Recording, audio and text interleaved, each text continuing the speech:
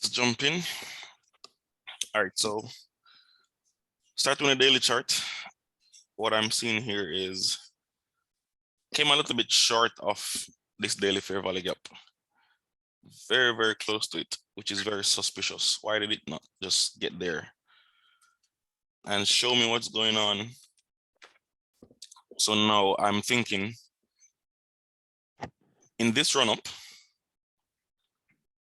the last time we had a stop point was here and it took that low. So from a daily standpoint, this is the same fractal that we saw yesterday on 5-minute chart or 1-minute chart. So this is the last day we did a stop point, broke above that down candle. We didn't trade above this day until here. So this line, just so we're aware, is going to be highlighting the day or the high of the day that made that run low. Purge and revert. So we didn't trade above this day until here. Set up the run. That's not completed. I'm looking at, do we need to get back to this blue line to fill in all of this imbalance here before we trade higher? That's a nice idea. Do we have anything supporting more bullish NAS? Let me check the news. Economic calendar for today. Today is here. So we have some USD news coming out this morning and they look very, very red. So that could be some fun. Okay. This recording going to YouTube? I don't know, maybe. Why? Just understanding what I can say. Oh, I mean, sure, you could have a convo. It's fine. It doesn't have to go on YouTube.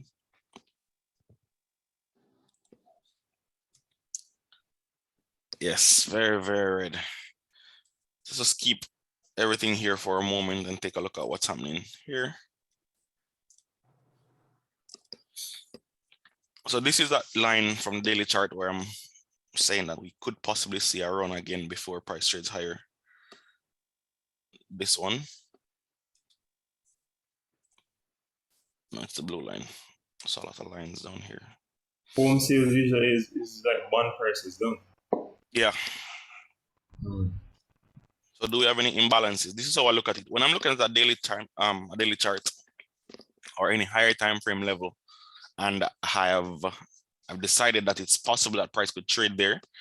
Once I go to a lower time frame, I'm looking for imbalances around that level that could support the idea that price need to rebalance or completely shift direction. So at or around this blue line, we have an imbalance here. We have this extended run as well. Very, very extended run. I like this run. Probably looks really nice on a lower time frame. Focus for me right now would be that imbalance right there. Requires when you're running a YouTube channel, especially a channel this size and constantly creating content and balancing your college Just grades as well as your on the safe side. Let's fill that in. So this imbalance level is the first one I'm looking at. If we can get below here, then I like short ideas for a deeper run. So now let's get to 15-minute time frame. I said I'd use more 15-minute time frame.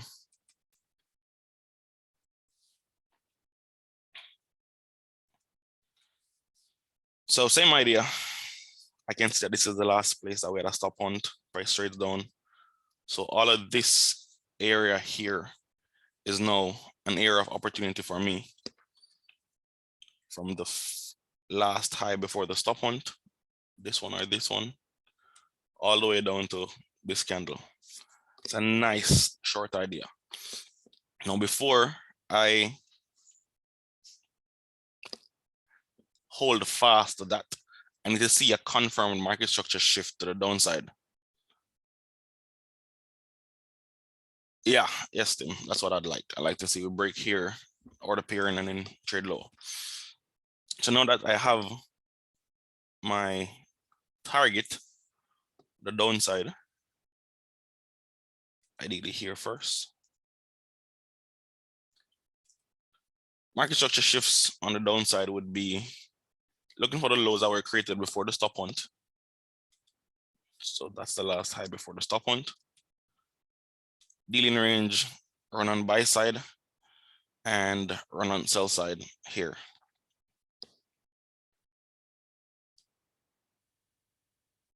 That's my dealing range. Dealing range has already been broken after retracement premium. So now, first thing I'm thinking is this right here should be sufficient to push price low. The news not coming out anytime soon though is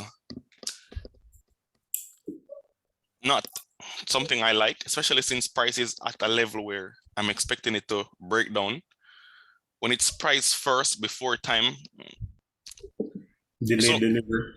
Yeah, it could be delayed delivery, or price could just consolidate, or the stop ones that come in with the news can be wild, like out of this world wild. So that's usually one condition that has me sitting on my hands and doing nothing.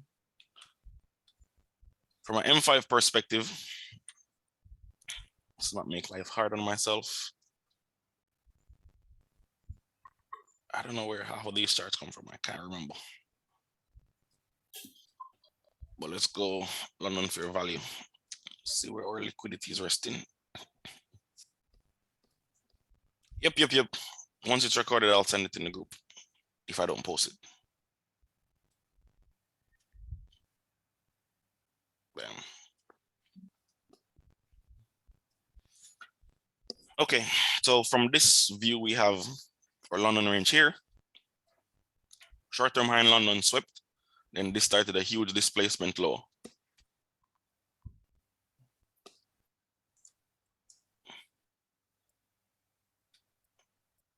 Let's see if we can get a run above here. As high as here would be nice.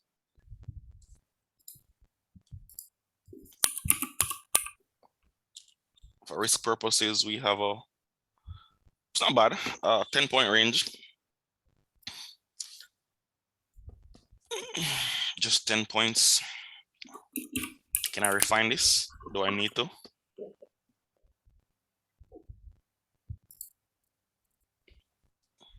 I don't think I need to refine this. Somebody's abusing the keyword. Just mute. My bad. All right, so I like short ideas inside here. If I get it, lots of weak price action inside here. So I think if I get price trading inside here, I might enter prematurely and just put my stop above here because the risk is very managed. No need to demand precision. 716. So lots of time to play around. So while that's doing that, let me check this right here and see if I can find any key levels to use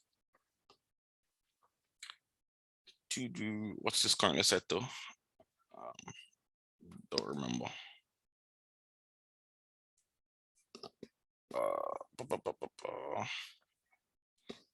Let's not include wicks. There we go.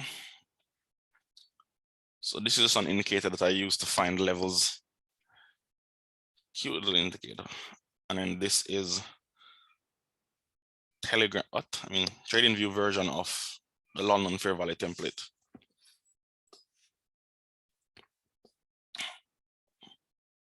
All right, so we're back above London low. Stretching, warming up.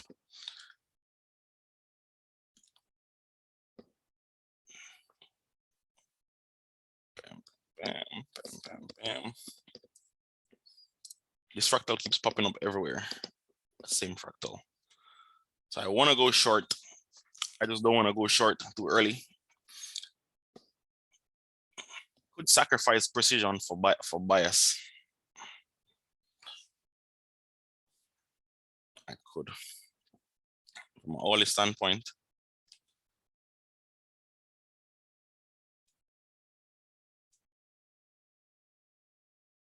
Yeah, from an hourly standpoint, I like the idea of getting a higher entry. So while I wait for my trade setup, feel free to ask some questions, guys. Something that would help you. Everybody goes silent.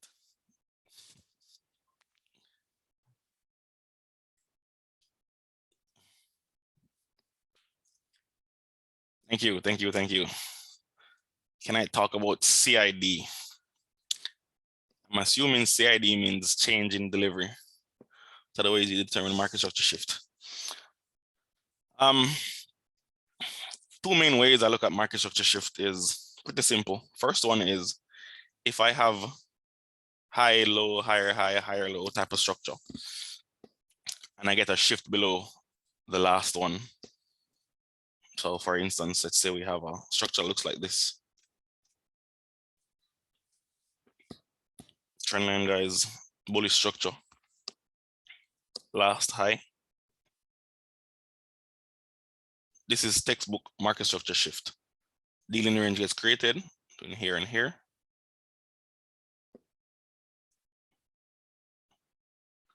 And short. Nice short idea. Second way I look at market structure shift is this. High, low, higher high. Liquidity resting above here. Inside this run up.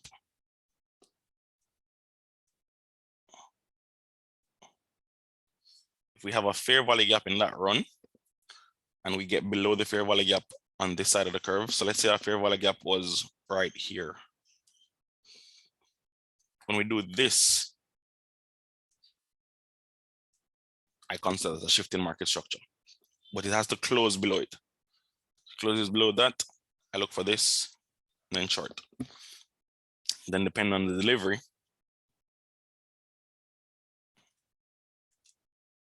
we get that guy.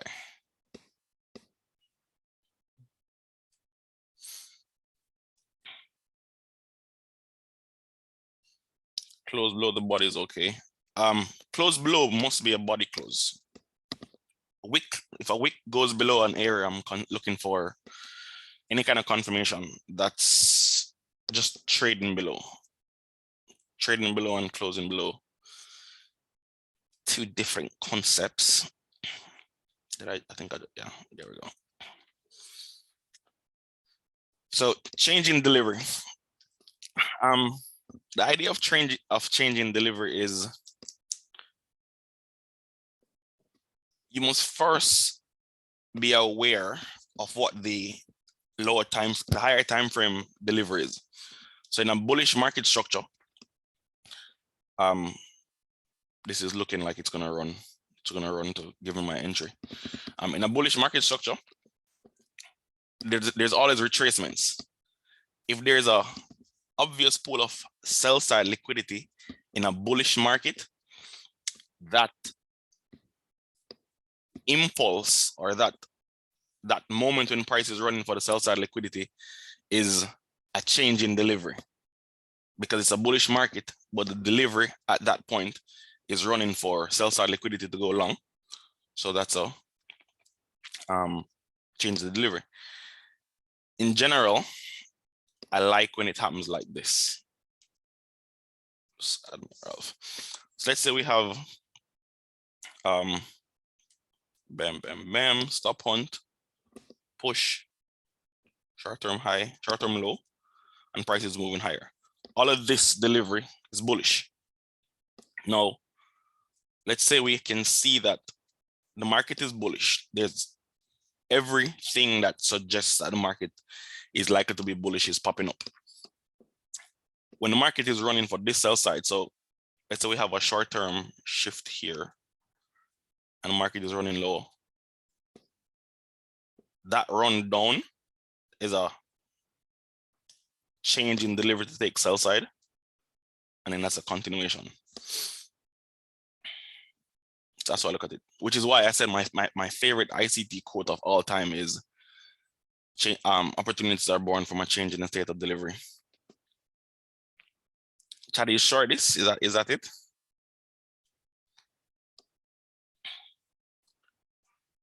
No. Sure, No, Chaddy? no. Sound like you're short this, Chaddy. No, it's not. It's not the trading window time anyway. 8:30. We wait. Oh, That's okay, right. okay. Virgin, you never tell me say you're not taking no trade before 9 o'clock. When things are going back to 8:30. Who's that, me? No, it's 8:30. This looks like trying to catch a bottom. I just love the idea of this running higher to give me my short entry. No setup, no trade. We don't promote bad behavior. Which is right. That is right. That is the way. I just saw this on H1. See if you guys can see what I saw. Attack this low here, not just because it's the low of the order block, but we have a swing, a low that was broken. This is the lowest one, so this one houses liquidity. Order pair ends there. So I just dropped to a lower time frame to refine it. Oh, I thought my mic was off. I was saying I drip from here, from this low. But I get what you're saying now. Yeah. So this now is sell side delivery. Let's entertain a little bit of just a little bit of playtime.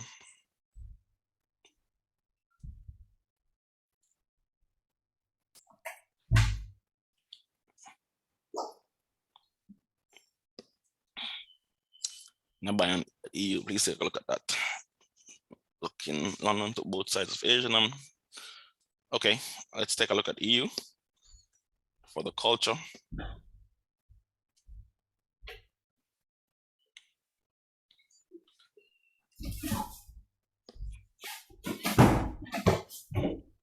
I think that's Shadi. Shadi, is that you again?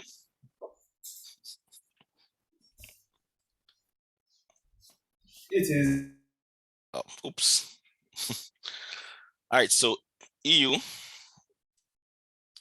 we have London sweeping both sides. So we're looking at reversal ideas. So I'm looking to go long.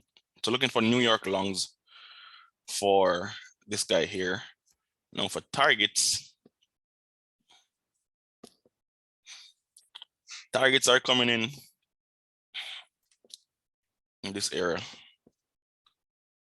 That specifically I'd be looking at over here. Can we get above this?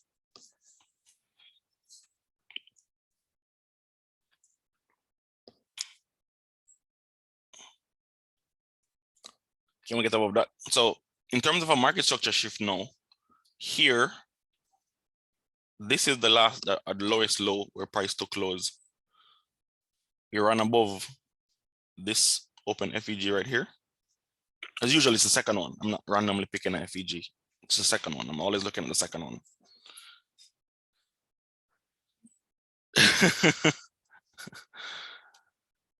So we've closed above it here and price is trading down inside this week. Let's see if we get 50%.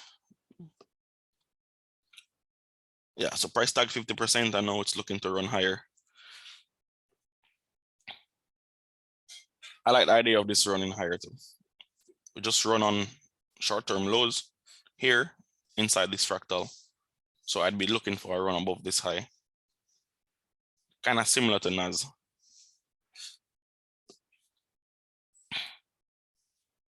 So close to 8:30.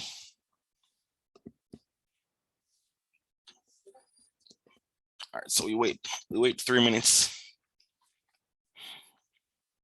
We wait 3 minutes.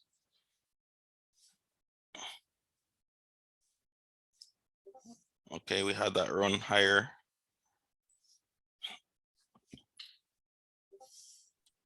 What's the high of the next M1 candle? Which one? This one here?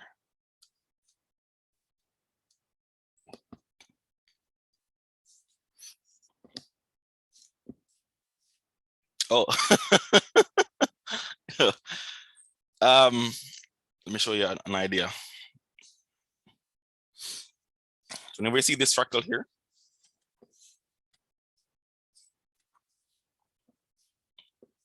down wick, and then this wick here.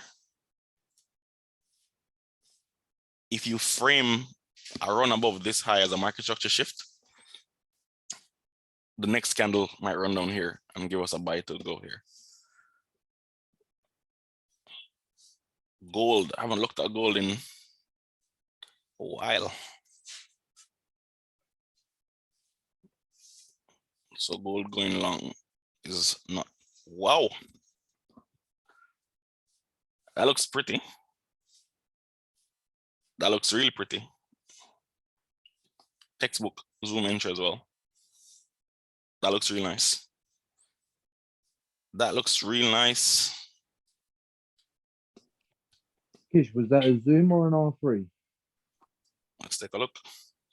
So remember what the main difference between Zoom and R3 is. With Zoom, the stop point is outside the range. R3, the stop point is inside the range. That looked like inside the range. That's why I was asking if it was a Zoom or an R3. Yeah, this is inside the range. It's a nice scalp. Above midnight opening price. Is that a run up to go short? EU behaving. This is what I was saying. Right at 9:30. Do we go long? I was going to take one for the crowd. Take one for the culture. But I might have butchered the definition or the explanation for this. But this right here, this is the low.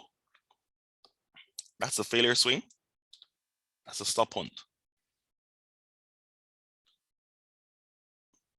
We wait for this high to be broken before we adopt bullish bias. So if I was to treat that as a regular range from this low to that high, I have an imbalance resting about equilibrium. That's what I was saying that I was going to play around with. Yes, there we go, Misha, you got it. That would have been a nice little scalp. Yeah, it's better when you see it on higher time frames. I have too many 1 minute charts going on here.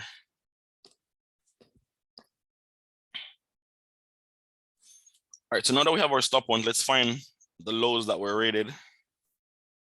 This one is all the way down here. I'm not inclined. My spread is high? Really? Or your spreads? I don't think this is high spreads. I've seen high spreads. Oh, okay. So we have an impulse here. Price created a low and it's moving away from the low. A good practice is always. Oh,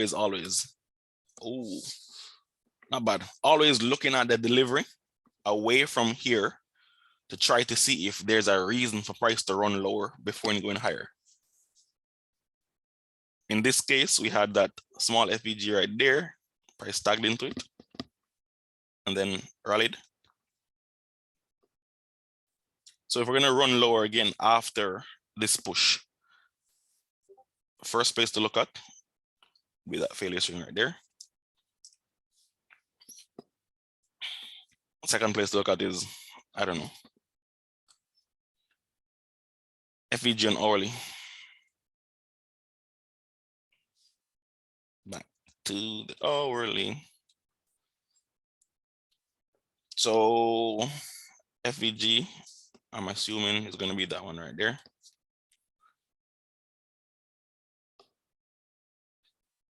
the sell. Now I'm still looking for shorts here, especially now that gold is bullish or looking to be bullish. I like the idea of NAS shorts. The buy to sell would have been nice.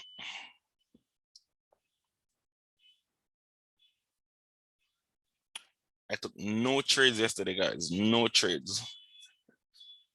Yeah, no trades.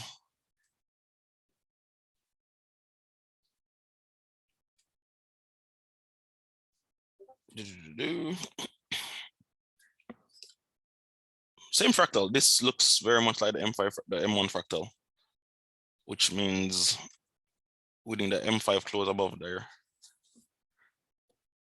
Then, if it does that, I would like close above here, fill in this fair value gap.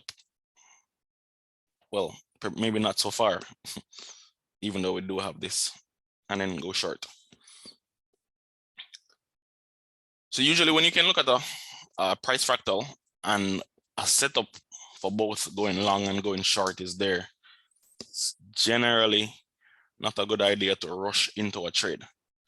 And even if you're going to rush into a trade, cut the risk. Cut the risk. So I might just use one standard, which allows me to absorb a loss if it doesn't play out how I want it to.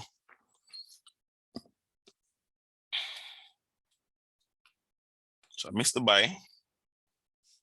No chasing that now. But let's see if we can get a run here. I'll probably grab maybe a 30 point. Yeah. 30 points won't hurt.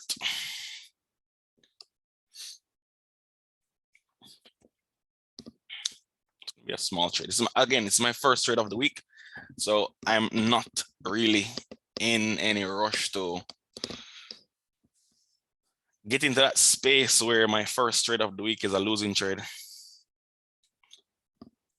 So let's go a standard.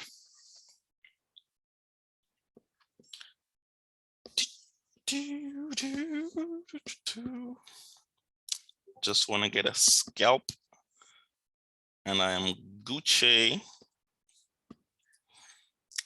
Call that warm up. Once you're warmed up, then we could start allowing for more. It's not enough. We talk about profit taking cycles and option expiry. So what I use for options expiry, there's a calendar, right? There's a calendar that tells you when options are going to expire each month. The options expiry week is usually the best one to trade because there's more volatility coming in the market at that time. So let's say it's the end of the month or the end of the quarter. Now we know that the end of the quarter should carry more volatility than the regular end of the month. When a contract is expiring, most contract holders are looking to exercise their right to, I guess, buy or sell at the specified price on the contract. So there's a likelihood of seeing more selling happening when a contract is expiring. Now, if it's a quarterly expiration and they're going to be selling if the underlying market structure is bearish, right? So stick with me here. If it's a quarterly expiration and the underlying market structure is bearish, which means the market's already going down and everyone is trying to sell their contracts. In order for them to sell, the best thing to do is to sell the market to willing buyers. So all the daily highs, daily rejection blocks, premium arrays, premium fair value gaps, these become very attractive targets to for price to run to get an entry. So let's say the market was bearish, and then in that last week, I'm looking at all the highs, previous days highs and all that good stuff that we could run to pair the short exits with the willing buyers before the market tanks. Hopefully that wasn't too much talking and less explanation. Looking at this, I like what I see. I've just restrained myself to whenever I have a key level and I'm looking to go long, I don't like taking this run. I try to wait for this and then that, and I'll probably take that for being, and then try to get that again right there. So that's what I should be buying. So this is a one lot. Yeah, today is not, there's no need to rush for today. Let's go along here. Probably a tad bit early. Risking $12, $10. And let's do what the kids love. 3 to 1, just behaves. Yeah. Not financial advice, of I'm not course. financial. right. This is a demo account. Ignore what it says above about live server. Yo, you know, say me always hear people say that, and I wonder why we even care. So what? But Financial this advice? is not financial. This is financial advice. I mean, Because, all right, like, let's look at it this way. I'm using a lot size that I'm comfortable with. I'm risking an amount I'm comfortable with. Nothing in the market is 100% accurate, which means I can lose this trade. So what if there's somebody who trusts me a lot, and because I say I'm gonna go long here and I'm willing to put risk on, then they feel comfortable putting a risk on, and I'm betting my house. that and they get cooked. And that's not good for me. That's not good for me. So guys, I mean, this is actually not a demo account, but I'm saying that I'm $10 is not going to kill me, right? I'm deliberately choosing a very small lot size so we can all be. I'm not in any rush. If this is moving against me, it means nothing to me. I'm not going to, oh my God, let me push up my stop loss to protect myself. If I lose this trade, I feel nothing. So not because we're here, that doesn't mean I'm going to take uncalled for risk just to look good, guys. Right? Can we talk about that? Like, you said something a while ago. So you're not gonna feel nothing. At what point do you actually feel something from a trade or taking a loss? Why would you feel The something argument, from isn't the argument to not feel anything? Because that's the point of being good. Like when you're good, you don't feel anything. It's not about being good. Even if you're not good, in quotes, a trade, there's no trade should impact your emotions so much that you feel too good about the win or too bad about the loss. Okay? Because if you do that, then the argument can be said that you're not trading, but you're gambling. Because a good trader manages risk so that when the losses eventually come, and they will come, then there's nothing to, there's nothing to fear. Yeah.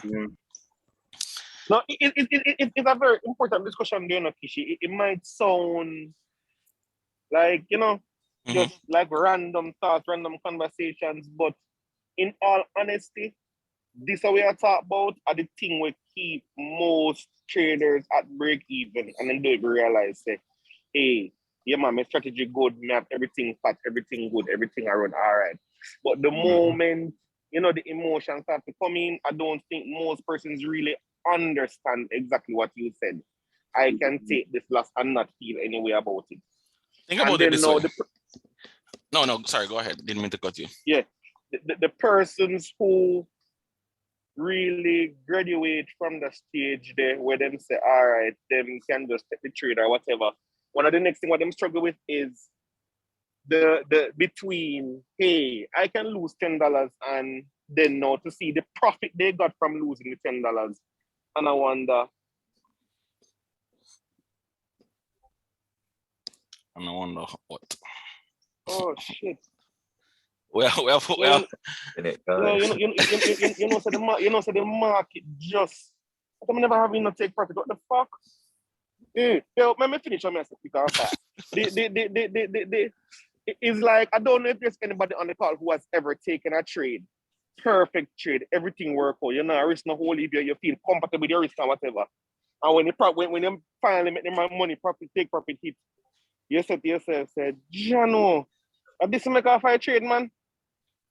Yeah. And then no, actually, yeah, But you got that's our next crazy thing, you know. That's our next crazy thing, you know. And something you struggle with for a while, like you take a perfect trade and the money when you make off of the perfect trade, you have to say, yo, you better never take a trade there. 40 Expectation seconds. versus reality. Yeah? Expectation versus reality. But we have I think college is going to end soon. Yeah. But that's a very good point. That's a very good point. And probably we should hop on another call and talk about some psychology. Yeah. The fractal zoom right here. The fractal zoom happening right here. It's very interesting. I wonder what time this candle formed. Hint, hint. Ha.